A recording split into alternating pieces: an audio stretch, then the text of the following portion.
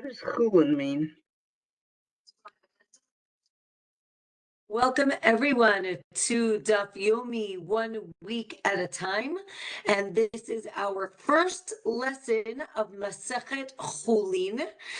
We are going to begin with an introduction to this Masechet. And as you can see in the picture, we are going to be discussing food. We're going to be discussing primarily meat, and then we'll discuss cheese. The word chulin comes from the word chol. Chol as in mundane, not sacred. So as you know, we just finished either two or one very large masechet of zvachim and menachot, where we discussed the sacrifices. Can everyone hear me? Because I see the internet is not. You can hear me? Hold on 1 minute. I'm just going to pause for 1 second. Okay, sorry about that. Okay, hopefully my internet will be okay. All right, so what I would like to do is start with an introduction to Chulin. So in this Masechet, we're going to be discussing laws and obligations of slaughter and ordinary use of animals. Okay, so again, Shchita means the slaughter of an animal, and Shchita is done whether you're eating the animal or you're sacrificing the animal. So we're talking about eating the animal. Here we're going to talk about kosher species of animals. Okay. There are certain laws that affect eating certain meat.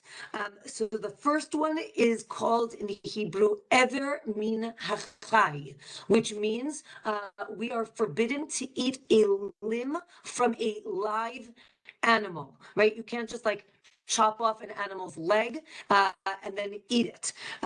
That is not okay. A few terms that we have seen before, but just to remind ourselves, there's treifa. Treifa is an animal that has a mortal defect, meaning it is sick or something is wrong with it and it is going to die within the year. A nevela. A nevela is an animal that was killed any other way other than shchita, meaning it was hit by a car, it was shot, it was, any other way that it was killed. That is a nevela, and we're going to see that not only is not kosher, but also transmits impurity. Okay, as we said, shchita is ritual slaughter. The way you do it is by cutting through the majority of the two pipes in the neck of the animal. Okay, so you have the trachea. The trachea is called the kane. Kane literally means a reed, but it looks like a reed. So the kane is the trachea, and the veshet is the esophagus. Okay, these are the actual Hebrew words for this anatomy, and together they're called simanim. Simanim literally means a sign, a siman. So you need to cut through the majority of both simanim in order for the animal to be kosher. Now, what else? How else do you do shchita? It needs to be from the front of the neck, not from the back of the neck. You can't just like decapitate the animal. It needs to be in a continuous motion. It can't be like right? Okay, we'll talk about what that means in a minute. It needs to be in a slicing motion. It cannot be like sawing back and forth, and the blade must be smooth, the blade of the knife. All of these things need to be checked in order to make the meat of this animal kosher. Now, we're going to learn that there are 5 invalidations to Shchita. Okay, so again, we said Shchita, cutting um, these two simanim, but there are 5 things that could make it not kosher. The first thing is called shihiyah. Shihiyah means to pause. As I said, it needs to be a continuous motion. It cannot be, a little bit and then a little bit and then a little bit. That's called shihiyah.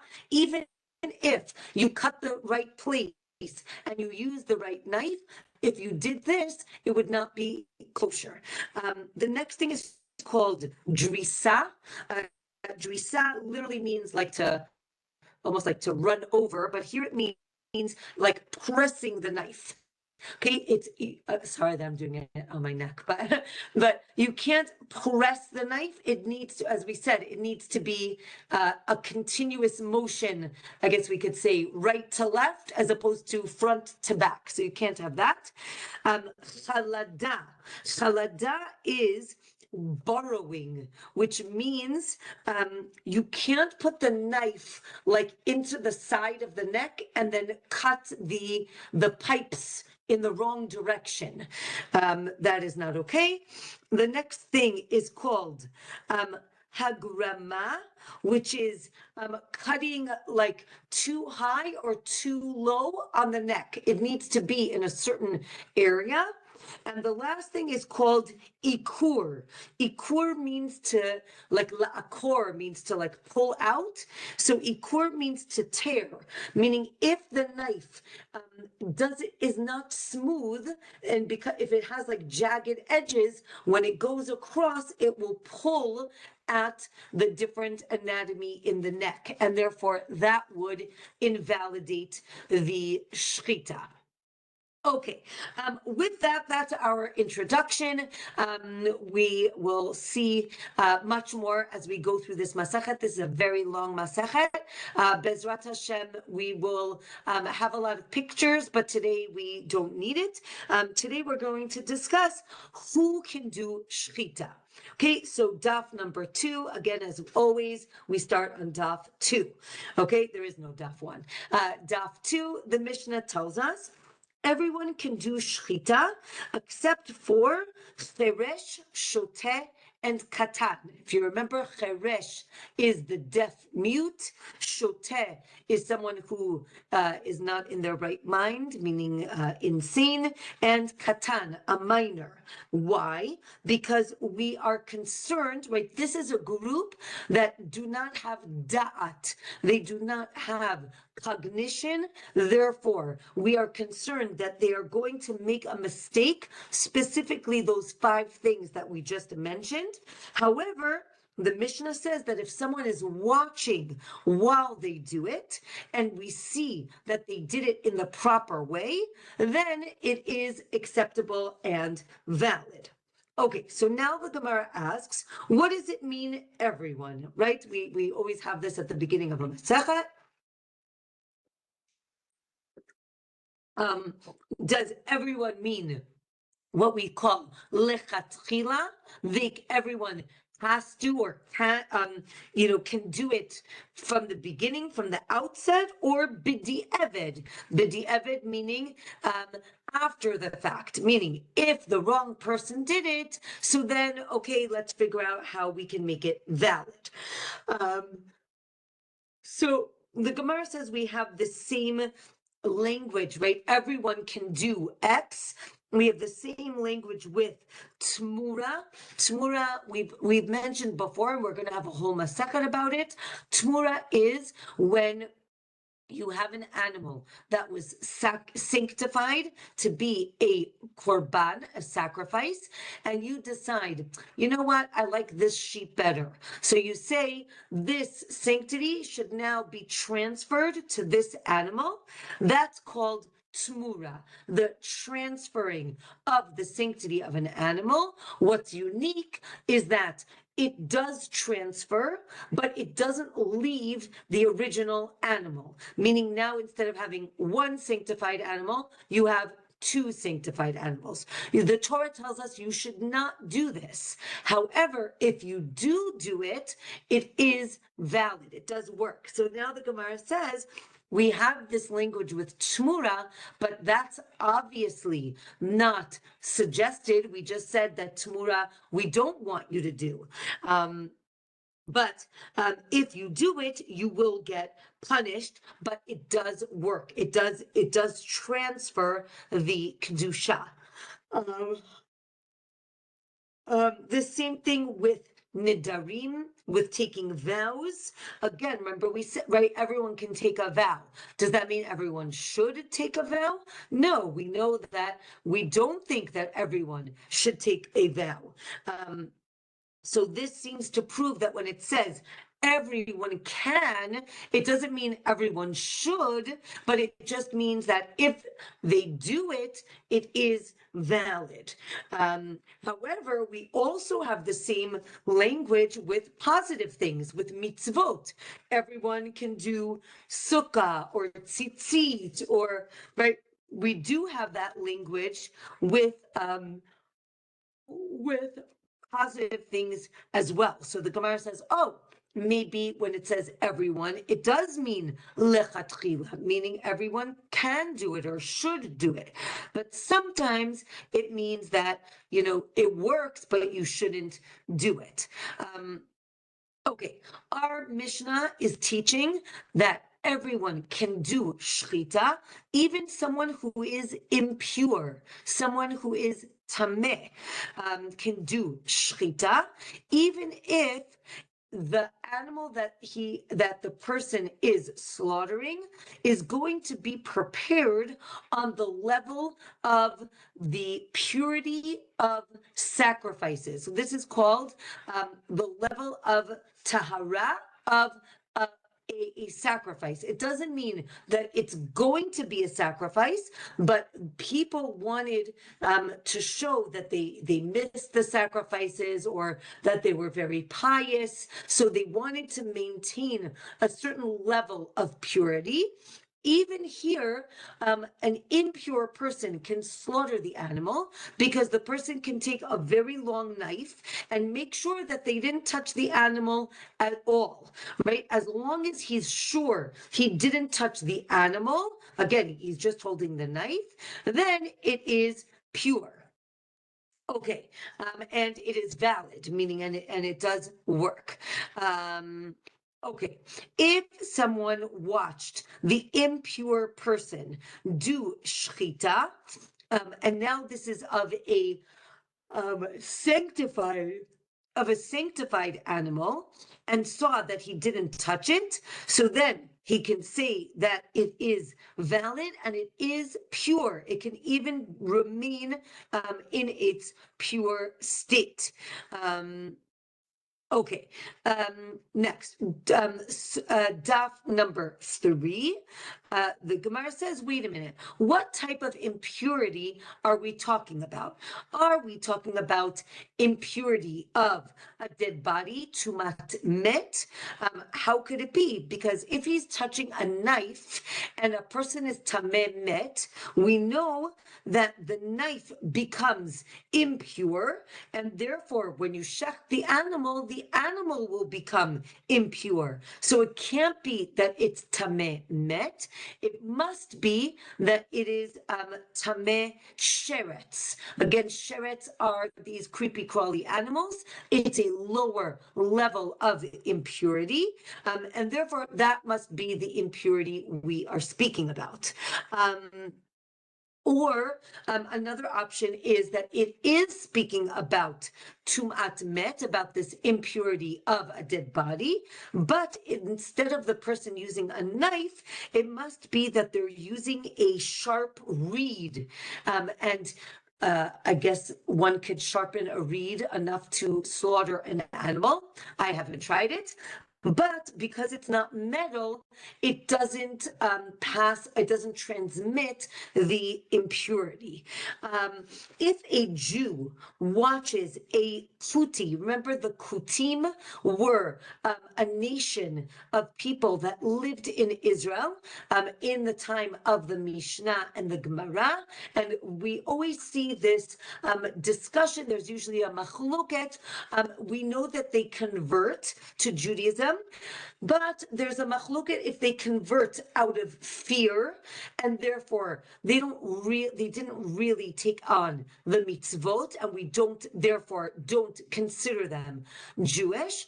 Or we say, no, they convert out of the love of God, and therefore we do accept their conversion, and they're seen as converts. So here we see that the kuti is not supposed to do shchita, but if a Jew watches the kuti do the shchita, then it would be valid. But let's say the Jew did not see him slaughter the animal, so then the Jew should give the kuti some of the meat and see if he eats from it. If he eats from it, so then it's valid, and if not, then it's invalid. So that seems to imply that the kuti will be careful about eating kosher meat, and therefore, if he's sure that it's kosher, so then he'll eat it, and therefore, if he eats it, then you can eat it as well. What if the Jew goes in and out? This is called yotze v'nichnas. He goes out and he goes in.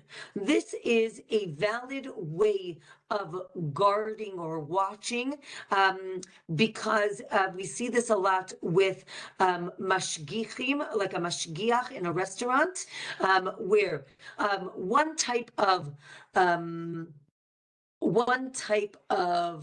guarding or observing is that the person is there the whole time and watching. Another type is what we just mentioned, where a person goes in and out, right? In and out means you don't know when I'm coming in and I'm going out, therefore you're going to be careful the whole time because you don't know when I'm coming. And therefore sometimes that's valid, but for here, the Gemara says that it's invalid for Shchita. The Gemara says, but wait a minute, I know that this is a concept that does work, right? If someone goes in and out and leaves an idolater in a store with wine, it is still valid, it's still kosher. So we say this is only b'di'evid, meaning after the fact. If that's what you did, it's okay, but really it's not what you should do. Okay, another explanation is that the kuti can shecht the animal if the Jew is going in and out, and the Jew doesn't have to watch the entire process. Okay, now we have a whole discussion about something that's called a mumar. Mumar, or Mishumad, is, depending if your text was censored or not. A mumar or mishumad is a Jew who doesn't keep mitzvot, doesn't keep the commandments. We'll see what that means in a minute, but the Gemara says that even this person can do shchita. So then the Gemara asks, what don't they keep? So maybe it's that the person eats non-kosher meat. But the Gemara says the person eats non-kosher meat when they can't find kosher meat. But if they had a choice between kosher and not kosher, for sure they would choose the kosher meat. So again, it's a different type of, I guess, non-observance. Okay, this is what we call avon, meaning they like the taste of this, but if there's kosher meat, they would eat that. They would eat that over the non-kosher meat, as opposed to what's called lahachis, right? Someone who says God can't tell me what to do. I'm going to eat whatever I want. That is not okay. That person is not okay to do shchita. The other person is um is valid to do shchita. So again, we have to check the knife, and then he can do shchita. Let's say he did the shchita without checking the knife, and then you check it afterwards, and it was fine. So then it is a valid shchita. A person needs to be proficient in doing shchita, what's called a mumche. Mumche means the person is an expert. It's a very difficult thing to do, but they don't have to be established, what's called muchzak. You don't have to have seen the person do it multiple times. As long as they say they know what they're doing, then that's okay. If they're not muchzak, meaning they are not established, and they do shchita, you check if the person knows the laws, and if so then it's valid, and if not, then it is invalid. Or maybe the person needs to be muchzak, meaning they need to be established. You need to know that they can do it, but they don't have to be a mumche. They don't have to be an expert. What does muchzak mean? You saw the person do shchita 2 or 3 times and they didn't faint.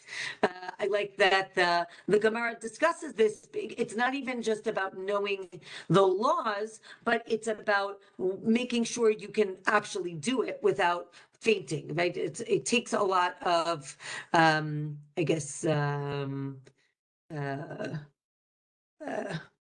strength of will to do a shchita. It's not easy. It's not for the faint-hearted. If you didn't see them do it, and the person says that they did shchita and they didn't faint, so then that's okay. We believe them. Most people who do shchita are mumchim. They are experts, because in order to know how to do it, you need to be an expert.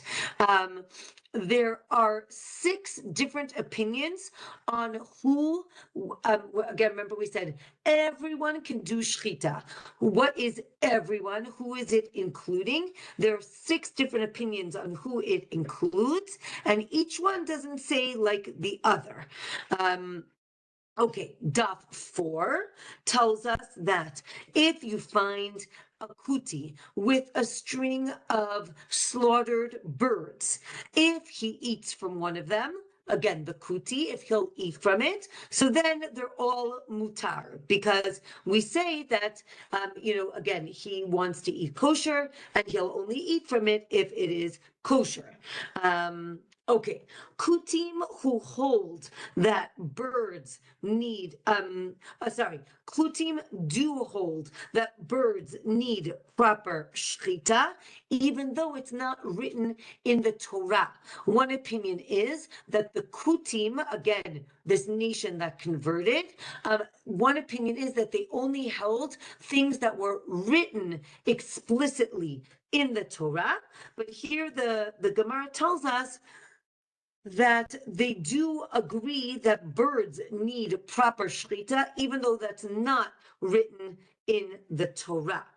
Okay, there's a machloket if you can eat the matzah of a kuti on Pesach. Again, are they careful about the laws of Pesach or not? Right, that is the question.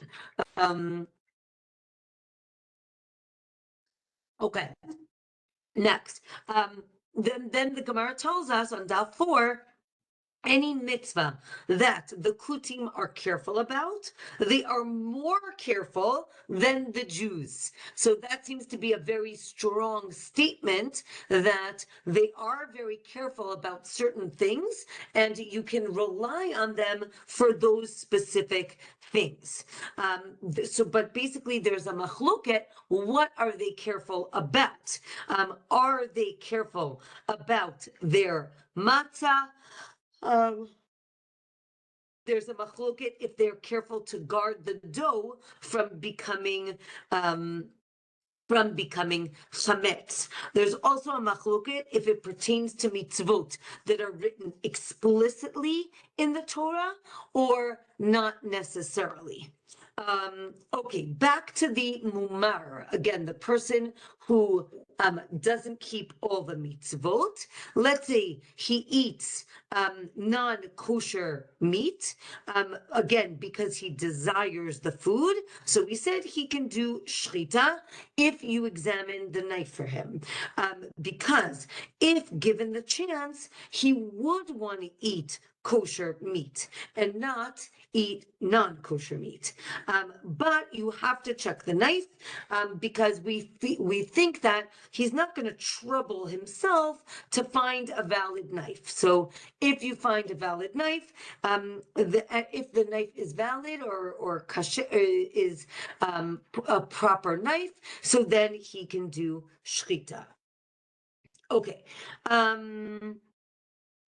Okay, and then the Gemara discusses, again, for non-religious Jews or Jews who don't keep mitzvot, when given the choice, in general, they would choose to do the right thing as opposed to the wrong thing. So again, I think it's just interesting in terms of like the psychology behind that. And then the Gemara discusses, are we talking about certain types of mitzvot, maybe biblical as opposed to rabbinic. Maybe they're careful with deoraita, but not necessarily with derabanan, with rabbinic laws. If a person refuses to have a brit milah, they can still do shchita, right? This shows that if they don't keep one mitzvah, so then it doesn't mean that they don't keep other mitzvot, right? Again, I think it's a very I think fascinating point that if someone doesn't keep a certain halacha, it doesn't mean that they don't keep anything, right? It could be that they don't keep X, but they do Y. And if they do Y, we can trust them to do Y. So I think it's just very interesting psychologically. Or another opinion is that if this person eats non-kosher, they actually cannot do shchita because the person will think, oh, what does it matter if it's kosher or not kosher? Who really cares? And maybe we're talking about a person who is Jewish but does idolatry. This is called mumar le'avodah zara. You can eat their shchita. How do we know this? Because we learn it from Yehoshaphat, who ate meat from Achav. Achav was the king of Israel up north, and he was an idolater. But we see that Yehoshaphat eats from his table.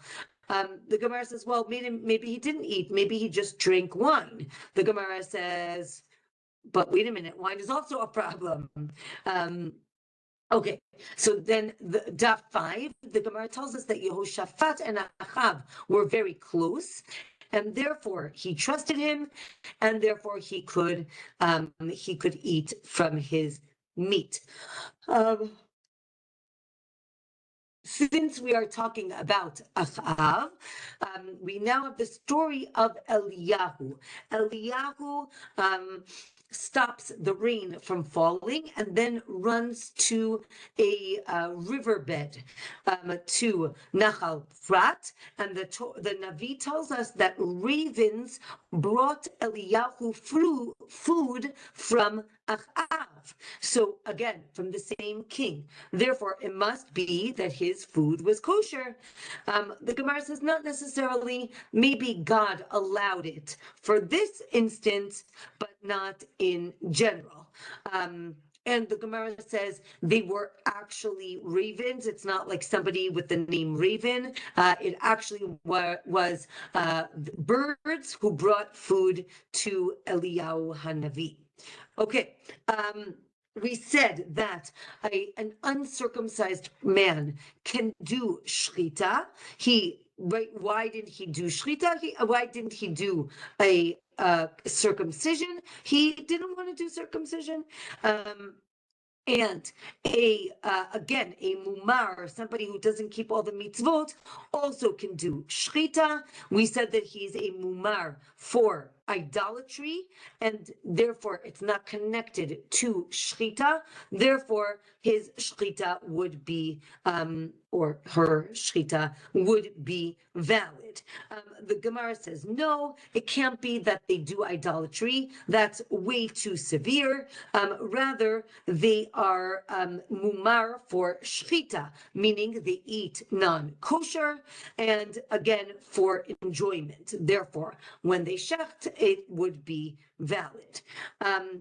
We accept the sacrifices from sinners, except for a mumar, again, because they have negated the entire Torah, except for somebody who libates wine for idolatry, and for someone who desecrates the Shabbat in public. If they reject the whole Torah, so then it's invalid. But if they only reject one mitzvah, so then it would be valid. Okay. Now, we say that everyone can bring a korban chatat, a sin offering, except for this mumar. Again, the mumar, because the person does things on purpose, and we know that a sin offering is only when people do things unintentionally, and therefore they can bring a sin offering. Okay, the verse says Adam, like man and animal. This seems to be negative. It's comparing people to animals, or maybe it's positive, right? We have the line Adam ubehima toshia Hashem. God is going to save the man and the animal. Okay, next, there was a decree that said that the shchita of a kuti is invalid, even though we said it was valid before, maybe only when a Jew isn't watching, but if the Jew is watching, maybe it would be valid. The Gemara says, no, that would be obvious. If the Jew is watching, obviously it's okay. Then we have a story of Rabbi Yochanan, who is seen eating from a kuti, and he heard this. So the question was, did he hear the decree and not agree with it? Did he not hear it? So it seems that he did not hear the decree. And the top of daf 6, it must be that he ate from a kuti when the Jew was overseeing what he ate, but if a Jew was not overseeing it, then it would not be kosher. Okay, that is the end of this week's class, because the daf only started on Shabbat. So we did Shabbat, Sunday, Monday, Tuesday. So we only did 2, 3, 4, 5. We only did 4 dapim. Be'ezrat Hashem, we will pick it up next week, but we definitely have time. So if people have any questions, I'm happy to answer any questions that you have. Yes, Aliza. I know that I have asked you this the last 6 years sometime.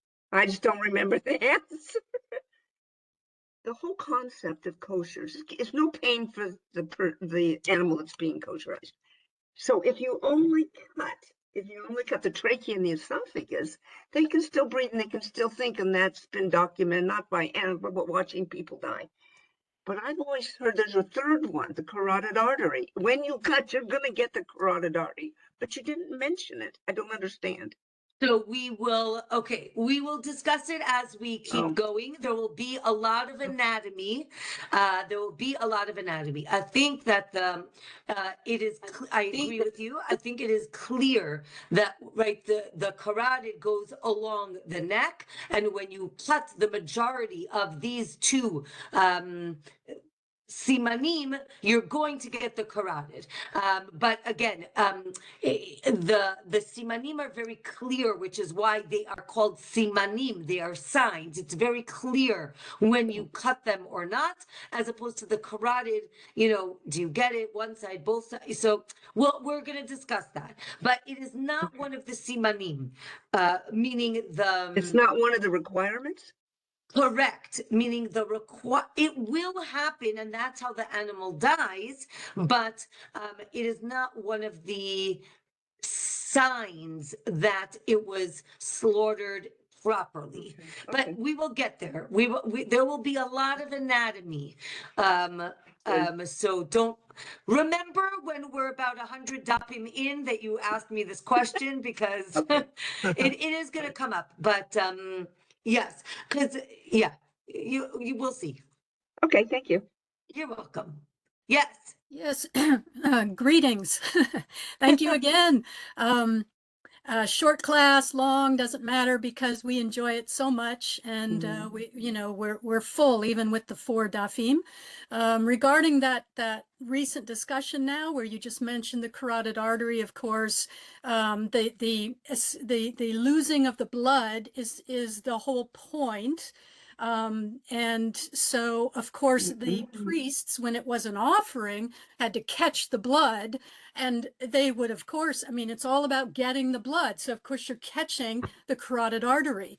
But I like that you mention here for us to understand that it would be like, I guess, afterwards, if you're checking the animal, that this is where the carotid artery it doesn't is so malleable, so soft flesh. Be very hard to even tell if that had been caught or not, but you absolutely can tell about the other 2 pipes, and so that might be why.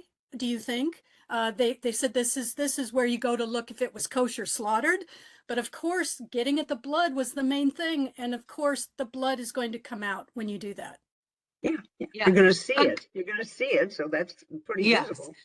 Again, we're going to be discussing this for a long time. So this was really just not even the tip of the iceberg. Okay. So yes, meaning we'll discuss the checking and making sure and what we check and how we check, meaning we are going to bring up all of these things. Yes. And it's not for the squeamish. I put that in the chat. I think that's the word you were looking for. Yes.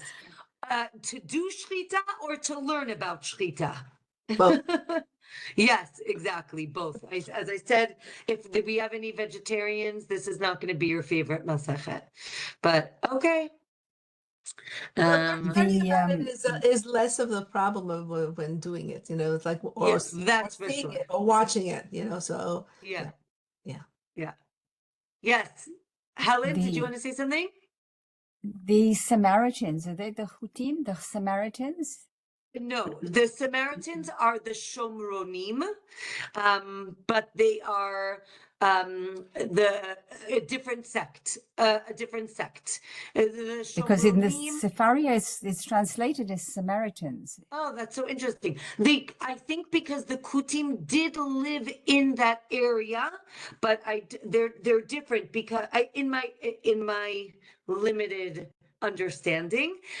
The Samaritans, the Shomronim, were again they're also a sect. They also only follow the biblical as opposed to rabbinic laws. Yeah. But the Yeah. difference is that the Shomronim, like they feel that they are the true Jews, and they're called Shomronim because they feel that when the Jews came into Israel and they went to Har Grizim, to the Grizim mountain and Har Eval, they thought that was the supposed to be the holiest place, and they hold, right, they don't believe in Jerusalem, they believe in Har Grizim and Har Eval, as opposed to the Kutim.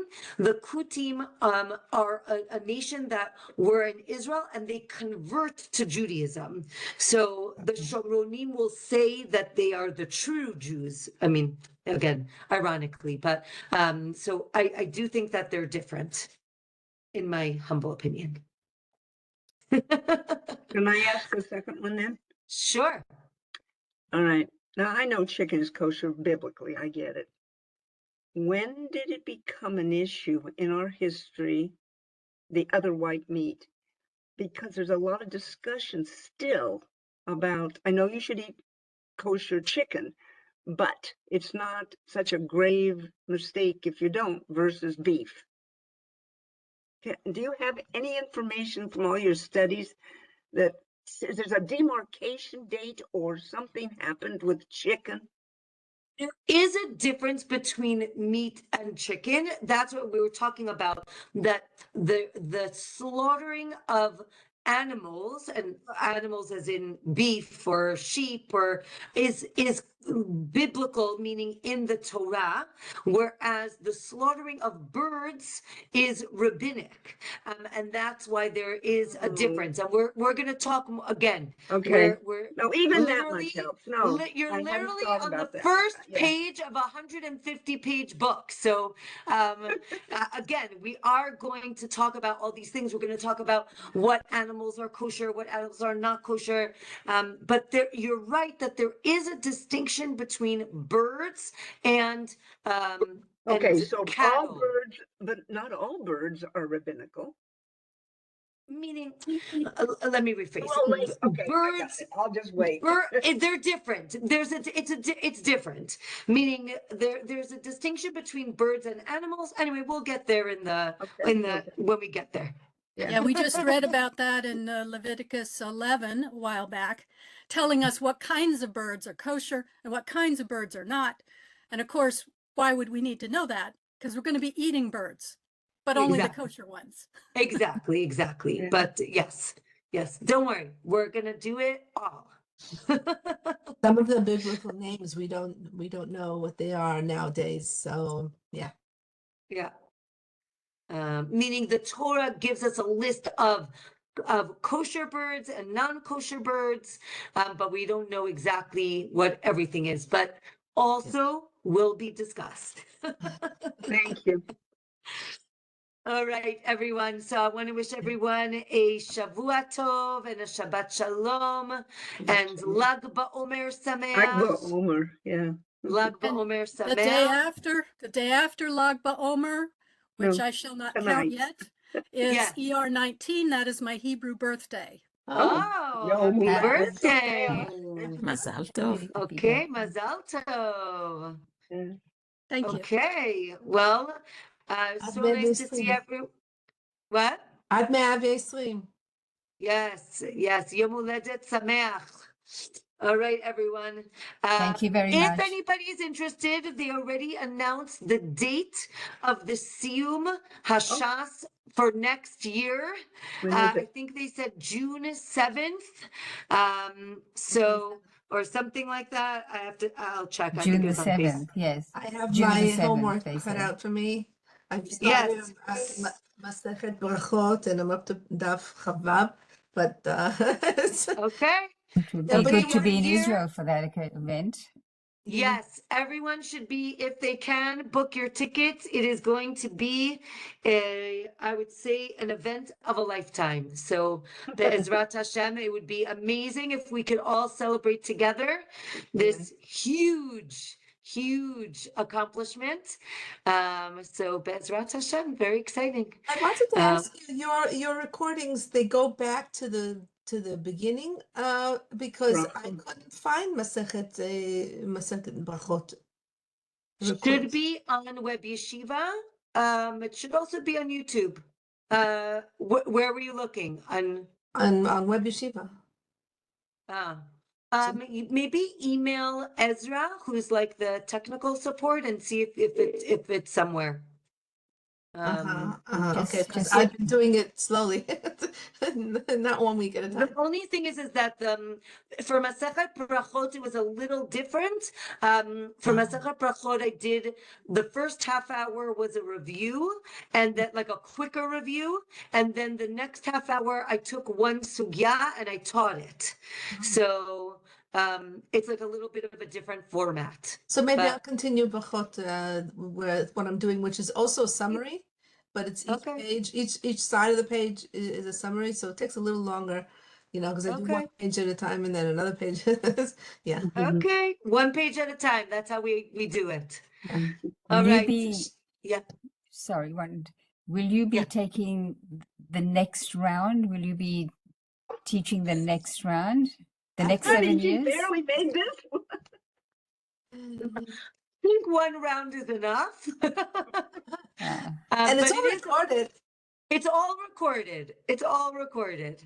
But I think I always my family always laughs because when Web Yeshiva asked me to do it, I told them I would do it for 3 months, and it's been 6.5 years. Thank you. So Well, we'll see. but you're going to be teaching something, aren't you? Maybe? You don't know yet. Look at this look. Famous last Who words. knows? Who knows? You never know. Maybe we'll see. We'll see. Okay. All right. All right. Thank Have a you. Shabbat Bye. Shalom, Thank you. everyone. Bye-bye. Thank you. Bye-bye. Shabbat shalom.